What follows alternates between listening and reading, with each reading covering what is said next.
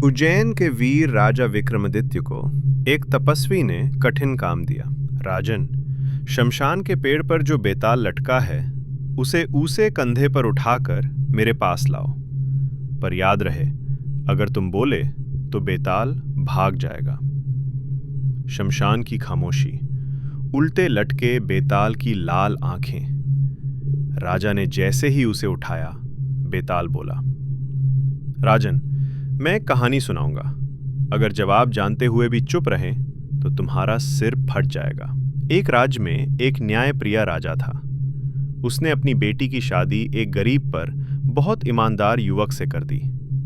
शादी के बाद वो युवक राजा का विश्वास जीत गया और कुछ ही सालों में राज्य का सबसे शक्तिशाली मंत्री बन गया। लेकिन सच ये था, उस युवक ने शादी सिर्फ राज की पावर के लिए की थी। एक दिन राजा को पता चला कि मंत्री घूस ले रहा है, पर राज शांति में था और प्रजा खुश थी। राजा ने मंत्री को बुलाया। मंत्री ने सच मान लिया और बोला, हाँ, मैंने पाप किया। आप चाहें तो मुझे फांसी दे दें, पर मेरी सजा से आपकी बेटी विधवा हो जाएगी और राज्य में अशांति फैल जाएगी। राजा पूरी रात सोचता रहा। सुबह उसने मंत्री को माफ कर दिया। कुछ साल बाद राजा की बेटी सुख से रही। राज और भी समृद्ध हो गया। पर मारने से पहले राजा के मन में एक सवाल था।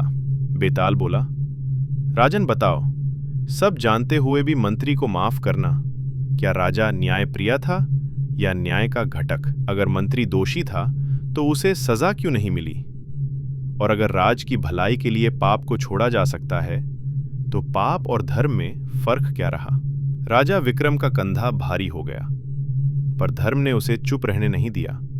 विक्रम बोला, जो राजा अपनी बेटी के दुख से दारे वो पिता हो सकता है, पर न्यायप्रिय राजा नहीं। पर जो राजा प्रजा के हित में एक पापी को जिंदा रखे वो राजा भी है और दोषी भी। इस कहानी में कोई भी निर्दोष नहीं। बेताल जोर से हंसा। राजन, इस बार तुमने सिर्फ जवाब नहीं दिया, तुमने सच को तोड़ दिया। और अगले ही पल बेताल फिर से उड़कर शमशान के पेड़ पर लटक गया। राजा विक्रम फिर चल पड़ा, क्योंकि धर्म का रास्ता कभी सीधा नहीं हो।